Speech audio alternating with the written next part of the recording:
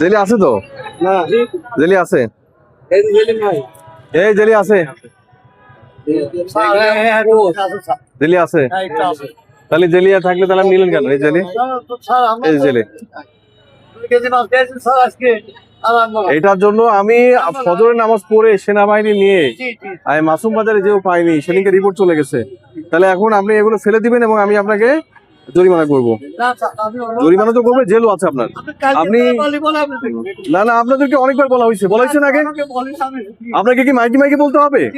বড় বাজারে জরিমানা 2-3 বার হয়েছে, আপনি দেখেননি? মাসুম বাজারে বড় ধরনের রেট দেওয়া হয়েছে, জানেন না? আপনি ভেজাল জিনিস বিক্রি করবেন, এটার জন্য কি আপনাকে বলতে হবে, মানে বলতে হবে? আপনি অনুরোধ আমার কাছে করবেন না, যেই মানুষগুলোর কাছে বিক্রি করছেন তাদেরকে সবাইকে যে অনুরোধ করবেন। না, মাপ চাও না।